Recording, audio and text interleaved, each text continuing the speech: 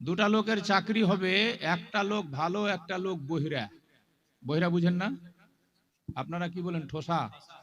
ঠোসা বলবেন আলু তো শুনবে খালু, কিন্তু লোকগুলা হয় খুব চালু। হ্যাঁ, ঠোসা বলেন আর বোবাই বলেন আর কানাই বলেন, এরা খুব চালু হয়। তো লিখিত পরীক্ষায় পাস করেছে, ভাইবা পরীক্ষাতে দুজন গেছে। আগে গেছে ভালোটা, ওকে অফিসাররা প্রশ্ন করেছে তিনটা। কটা প্রশ্ন করেছে? সবাই বলুন কটা প্রশ্ন করেছে? তিনটা। প্রথম প্রশ্ন করছে ভারতের প্রাইম মিনিস্টারের নাম কি? তো তখন ছিল ডক্টর মনমোহন সিং, ও বলে দিয়েছে ডক্টর মনমোহন সিং। অফিসাররা দ্বিতীয় প্রশ্ন করছে ভারতবর্ষ স্বাধীন হয়েছিল কত সালে? তো বলছে 1945-এ আন্দোলন শুরু, 47-এ ফাইনাল। অফিসাররা বলছে তৃতীয় প্রশ্ন, চাঁদে পানি আছে না নাই? তো বলছে যে রিসার্চ চলছে, এখনো ফাইনাল হয়নি। এবার অফিসাররা ওকে বলছে তুমি যাও, পরের টাকা পাঠাও। তো পরেরটা যেটা আসছে সে কিন্তু ঠোসা হলেও খুব চালু। আস্তে আস্তে একে রাস্তায় জিজ্ঞেস করছে যে বড় ভাই তোকে প্রশ্ন কি ধরলো? তো বলছে আমাকে ইশারা করে দেখালো তিনটা। বেশি জোরে বললে তো অফিসার শুনতে পাবে, ইশারা করে দেখাচ্ছে তিনটা। উত্তরগুলা কি?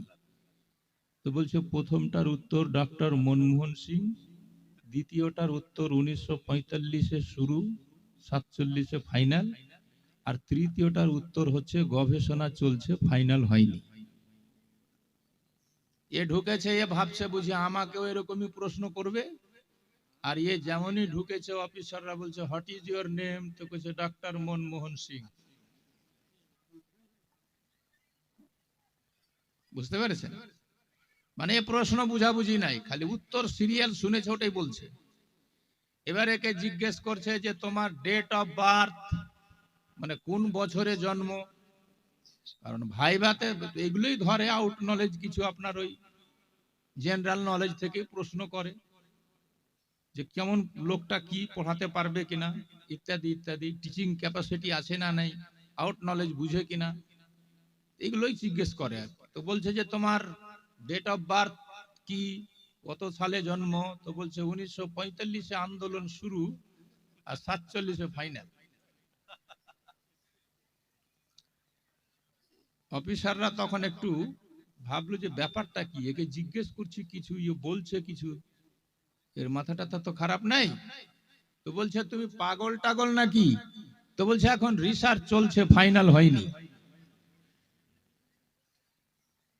তার মানে ও জল কি বলে যে প্রশ্ন বুঝেইনি, শুধু উত্তর দিয়ে যাচ্ছে। এরকম জলসা যদি না বুঝেন তো কেউ বলবে সুদ খাওয়া হারাম, আপনি শুনবেন দুধ খাওয়া হারাম, তো লোকে পড়বে ব্যারাম। বুঝতে পেরেছেন? আশা করছি অনেক লোক হয়তো আমাকে চেনেন, কিন্তু আমি তার সবাইকে চিনতে পারবো না বাবা। যদিও এলাকাতে 30 বছর ধরে আমার আসা যাওয়া,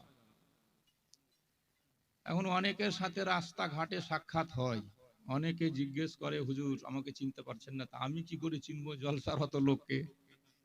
আপনারা সবাই চিনতে পারবেন, এটা কাদরি সাহেব। বাসে দেখা হোক, ট্রেনে দেখা হোক, রাস্তাতে দেখা হোক, হাটে ঘাটে মাঠে যেখানেই দেখা হোক, কিন্তু আমি তো আর সব পাবলিককে চিনতে পারবো না বাবা। যাই হোক, তো আপনারা ভালো আছেন তো?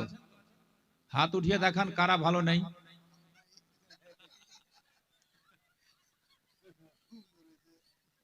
মাশাআল্লাহ, কিছু লোক অসুখ আছে নাকি? তো যদি ভালো থাকেন তাহলে সামনে চেপে আসতে হবে, আর অসুস্থ থাকবে যারা, তারা পিছনে থাকবে। এবার আমি দেখবো কারা মানে ডায়রিয়া ফাইরিয়া হয়ে গেছে পিছনে বসে থাকবে, কারণ বারবার যদি পায়খানা লাগে উঠে উঠে যেতে হয়, একটা সমস্যা না? হ্যাঁ ভাই, ওই আওয়াজটা, বাইরের আওয়াজটা এদিকে আসা দরকার। হ্যাঁ ঠিক আছে, তো একটু উঠে আসবেন আপনারা, সামনের জায়গাটা ফিল আপ করবেন। যদি সুস্থ থাকেন তো উঠে আসবেন, আর যদি অসুস্থ থাকেন তো উঠিয়েন না। দেখি কটা লোক অসুস্থ আছে, যে না উঠবে আমি ভেবে নেব ওর পেটে ব্যথা, না হয় পাতলা পায়খানা, হ্যাঁ, আর না হয় ও বুঝতেই পারে না, ঠোসা নাকি? একটা লোক খুবই দুর্বল, তোর বউ বলছে গো তুমি কোথায় যাবা, তো বলছে জলসায়, তো বলছে ভিড় ভাড়ে যেও না, কারণ যে ভিড় ভাড়ে লোকের মধ্যে ঢুকো আর যদি কেউ ধাক্কা মাক্কা মেরে দেয় তুমি ওখানে পড়ে থেকে যাবা, তো বাইরে বাইরে ঘুরে বেড়াচ্ছে। তো এরকম রোগা লোক যারা আছে ওরা বাইরেই থাকবে, ও ভিতরে ঢুকবে না, বুঝতে পেরেছেন? হ্যাঁ, জ্ঞানী বুঝে তিলে, বোকা বুঝে না কিলে। ওই যে দেখেন ওই কোনাতে 80 ব্যারামি রোগী নাকি, কি বাবা অ্যাম্বুলেন্স ডাকবো, তোরা যাবি হসপিটাল যাবি, আয় না রে ভাই, সামনে আয় না, আবার ঘটন, মানে পাগলা পাগলা, বুঝতে পেরেছেন? এক পাগলার বিয়ে হবে, তো পাগলা কহে বিয়ে হয় না, তো ওর বাপ মা বলছে গ্রামের মন্ডল সর্দারকে, দেখো না আমার ছেলেটার বিয়ে লাগাও না। তো ধরেন দেখে এসছে বউ আপনাদের এদিকে হজরতপুরে, হজরতপুর আছে না, হ্যাঁ, কোন পুর জানি না আমি, বলেন গৌরীপুর বলেন, হজরতপুর বলেন, সালাস বলেন, রাজেশ্বরপুর বলেন, কৃষ্ণপুর বলেন, সবই পুর তো আমার ঠোঁটস্থ হয়ে আছে। যাই হোক, একটা বউ দেখে এসছে, তো বউর বাড়ি থেকে আবার কিছু মন্ডল সর্দারকে, গ্রামের বয়স্ক লোকদেরকে আগে লোক পাঠাতো জামাইটা দেখতে, তো জামাই দেখতে পাঠিয়েছে। এবারে আস্তে আস্তে স্ট্যান্ডে কেউ বলেছে ধর ওই ছেলের সাথে মেয়ে দেয় নাকি, ওই ছেলে তো বোকা, ওটা তো পাগল। তো গ্রামের মন্ডল সর্দার বলছে যে যাই হোক, সবাই তার সবাইকে ভালো বলে না, এখন আমরা যাই, আমরা গিয়ে নিজেরা ট্রাই করব। তো ছেলেটাকে জিজ্ঞেস করছে বাবা তোমার নাম কি, তোর নাম বলেছে, তারপর বলছে যে তুমি কি করে খাও, তো ছেলেটা বলছে কেন হা করে খাই, বুঝতে পেরেছেন? আরে বাবু ছাড় তো, বন্ধ করতে গেলে রাখ, এগুলা করবি তো আমার স্টেজে আসার আগে করিস, বুদ্ধি তখন ছিল না। তো বলছে কি করে খাও বাবা তুমি, তো বলছে আমি হা করে খাই। হা করে বুঝেন তো আপনারা, কি বলেন হা, হা করাটাকে কি বলেন, হা করে বলেন তো, হ্যাঁ মুখ মেলা করা, তো হা করা, হ্যাঁ করছে মুখ মেলা, মুখ মেলে খাই, কেন মুখ মেলে খাই, এটাই তো নাকি। তো বলছে যে না, ছেলে তো বোকা নাই, ছেলে তো চালাক। তারপরে বলছে বাবু পড়াশোনা কতদূর, তো বলছে কেন বাড়ি থেকে স্কুল পর্যন্ত, মানে যেমনি উত্তর তেমনি প্রশ্ন। তো বলছে আর এমনি কি করে খাও কাজ কর্ম, তো বলছে কেন লাঙ্গুল চালাই, লাঙ্গুল চষে হাল বাই, বাপের জমি আছে জমিতে হাল চালা। তখন বলছে যে হ্যাঁ ওই আওয়াজটা দিয়ে রাখ বাবু, ঠিক আছে ওটাই ঠিক আছে আমার কাছে, এটা বন্ধ করে দে তাও ভালো। তো বলছে যে ঠিক আছে তাহলে হাল যে তুমি চালাও, লাঙ্গুল যে তুমি বাও, আপনারা কি বলেন, হালি বলেন তো, হাল বা বলেন না, এখন ট্র্যাক্টর ধরেন, আগেকার যুগে তো হাল বল এগুলিতে ছিল, আমরা ছোটতে দেখলাম, এখন উঠে গেছে। তো বলছে হাল যে বাও, তো কোন দিকে মুখ করে হাল বেইতে হয়, কোন দিকে মুখ করে তুমি বাও, তো বলছে আগে তো যেদিকে মন সেদিকে মুখ করে বেহেলিতাম, এখন যখন থেকে হজরতপুরে বিহার কথা উঠেছে খালি ওই দিকে মুখ করেই বাইছে, বুঝতে পেরেছে? লোক বলছে যে বাপ রে বাপ, এই জামাই তো কঠিন চালাক, কে বলছে বোকা, এ বোকা না। তো লোক এখন সবাই চালাক, বুঝলেন, বোকা কেউ নেই, যাকে আপনি ভাবছেন বোকা সে আপনার চাইতে চালাক, এরকম হয়ে আছে। আর বেশি চালাক যারা, ওরা ভিতরে ঢুকবেই না, ও খালি বাহিরেই ঘুরবে, বুঝতে পেরেছেন? ওরা বেশি চালাক, ওইদিকে মুখ করে হাল বাহে ওরা, যেদিকে বিহা হওয়ার কথা হয়েছে। যাই হোক, আপনারা অনেক কিছু শুনে নিয়েছেন, আমি কিছু প্রশ্ন উত্তর আপনাদেরকে করব এবং শোনাবো, আশা রাখছি আপনারা শুনে যাবেন, তো শুনে যাবেন না, বলুন ইনশাআল্লাহ। হ্যাঁ, যতক্ষণ এখানে বসে আছেন রহমতের বৃষ্টি হচ্ছে আমাদের উপরে। হাদিসে পাকে আছে যেখানে আল্লাহ রসুলের কথা হয় রহমতের ফারেস্তা সেখানে নাজিল হয়। আমি আপনি দেখতে পাই না, ওনারা আমাদেরকে দেখছেন, আমাদের নামগুলা লিখছেন, নোট করছেন, আর জালসা শেষ হলেই উড়ে গিয়ে আল্লাহর দরবারে আল্লাহ সব জানে, তাও জিজ্ঞেস করবে তোমরা কোথায় গেছিলে? তো ফারেশতারা বলবে মালাহা, কেন কি করছিল ওখানে?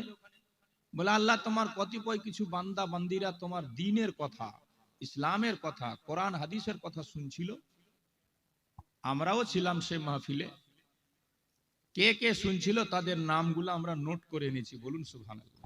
সুবহানাল্লাহ। তাহলে আপনি ভেবে দেখেন, আমরা আল্লাহ রসুলের চর্চা, আল্লাহ রসুলের গুণকীর্তন, আল্লাহ রসুলের কথা বলছি মাটিতে বসে, আর ফারেশতারা আমাদের চর্চা করবে আকাশে গিয়ে। সুবহানাল্লাহ সুবহানাল্লাহ। তাহলে কোন মাহফিলে বসে আছেন আপনি? যদি মাহফিলের দামটা বুঝেন তাহলে চায়ের দোকানে ঘুরে বেড়াবেন না। ওই যে কিছুটা ছেলে মানে বউ খোঁজার অপেক্ষায় ওরা দাঁড়িয়ে আছে, কেউ বউ আসবে, ওরা দেখে আজকে পছন্দ করবে, আই লাভ ইউ বলে যাবে, মোবাইল নাম্বার নিয়ে যাবে, কাল থেকে ফোনে কল হবে। ওই জন্য ঠিক, ওরা ওখানে দাঁড়িয়ে আছে। তাই তো যুগ হয়ে গেছে। হ্যাঁ, অবাক ঘটনা, কি অবস্থা বলেন। আমরা এটা দ্বীনি মাহফিল করেছি, মুসলমানের মাহফিল। এখানে একটা কোনো বেধর্মী দেখতে পাবেন না। আছে এই মাহফিলে বেধর্মী আছে? কিন্তু মুসলমানের ছেলে আর মেয়েকে গিয়ে দেখেন ওদের মাহফিলে, ওদের অনুষ্ঠানে, ওদের প্রোগ্রামে। তাহলে আজ ফিলিস্তিনে আমরা মার খাবো না তো কে মার খাবে বলেন? যে ইহুদি সম্পর্কে কোরআনে আল্লাহ 1400 বছর আগে বলেছে যুরিবাত আলাইহিমুজ জিল্লাহ, ইহুদি সম্প্রদায়ের উপরে আল্লাহ অভিশাপ নাজিল করেছে, সেই ইহুদিবাদীরা, ইসরায়েলরা সারা বিশ্বকে কন্ট্রোল করছে। 15,000 মুসলমানকে মেরে দিল ফিলিস্তিনের মাটিতে। তবে কোরআন এটাও বলেছে জাল হক ওয়া জাহাকাল বাতিল, সত্য এসে গেল, মিথ্যা বিতাড়িত হলো। যদিও তারা কম, তবু আল্লাহর রহমতে দেখবে দুনিয়া এবার যে জয় সত্যেরই হয়। ইনশাআল্লাহ ফিলিস্তিন জিতবে। সবাই দোয়া করবেন নামাজের পরে। আমরা অর্থ পাঠাতে পারি না, আমরা গিয়ে ওখানে যুদ্ধ করতেও পারবো না, দোয়াটা তো করতে পারবো। দোয়াটা করতে পারবেন না? আর ওখানে একটা বাচ্চা মুসলমান যদি মারা যায় আর আপনার যদি কষ্ট না হয়, তাহলে আপনি পূর্ণ মুমিন হতেই পারেন। কারণ নবী বলেছেন সারা পৃথিবীর মুসলমান হচ্ছে এক জান। যেমন আমার আপনার একটা জান, দেহ, পায়ে যদি কাটা লাগে তো গোটা শরীরে ব্যথা হয়, এরকম সারা পৃথিবীর কোন কোনায় একটা মুসলমান যদি মারা যায়, আপনাকে দুঃখ হবে, আপনাকে কষ্ট হবে, এটাই স্বাভাবিক। আমরা ভুলে রয়েছি মুসলমান। আল্লাহকে ডাকুন, আল্লাহর কাছে কাঁদুন, একটু ফিলিস্তিনের মুসলমানের জন্য দোয়া করুন। আল্লাহ যেন ইসরায়েলের ইহুদিবাদী বেদিনদেরকে ধ্বংস করে। সকলে বলুন আল্লাহুম্মা আমিন। আল্লাহুম্মা আমিন। দু চারটি ছন্দ না লাগে মন্দ, পাবেন আনন্দ। আপনারা যদি অনেক কিছু শুনলেন, আমি শোনাবো, শুনতে রাজি আছেন তো? কারা কারা শুনবেন না হাত উঠিয়ে দেখান। এই যে আবারও একই অবস্থা, এরা শুনতে রাজি নাই, তাহলে শুনিয়ে কি করবো? আবার মনে পড়ে গেল, বুঝলেন, এক না জানা না পড়া মৌলবি পৌঁছে গেছে এক গ্রামে মসজিদে ইমামতি করতে। ও খালি ডিজাইনে মৌলবি, ওর ভিতরে কিছু নেই। এরকম অনেক দেখতে পাবেন আপনি, এখন ডিজাইনে মৌলবি মেলা বেড়ে গেছে, ভিতরে কিছু নেই।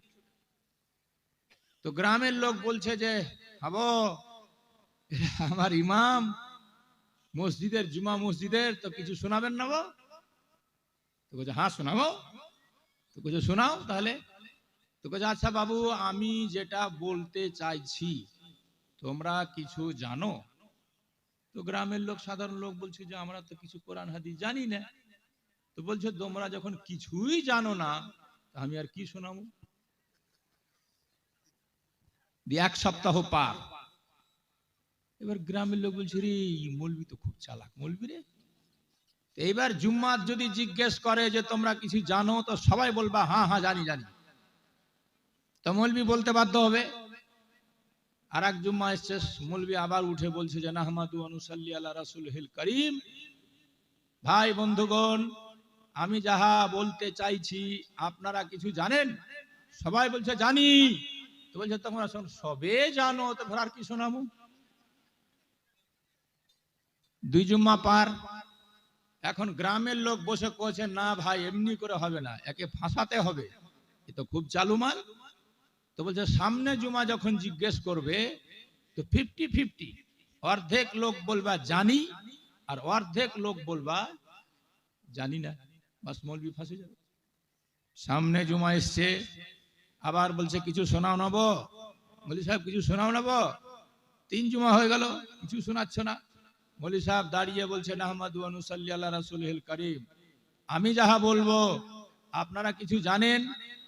এক সাইডের লোক বলছে হ্যাঁ জানি, আর এক সাইডের লোক বলছে জানি না। তো বলছে দেখেন আপনারা যারা জানেন, এরা ওই যেটি লোক জানে না ওদেরকে জানিয়ে দিবেন, আমি আর কি শোনাবো। দিয়ে 3 জুমা পুরা করে বেতন নিয়ে পালা কি পালা, আর থাকবো না এই গ্রামে। বুঝা পাচ্ছেন না? হ্যাঁ। তো এখনো যদি মানুষ ভুল হাত উঠায় তাহলে কেমন করে হবে? মানে জোশ মহাব্বতে উঠিয়ে দিয়েছে।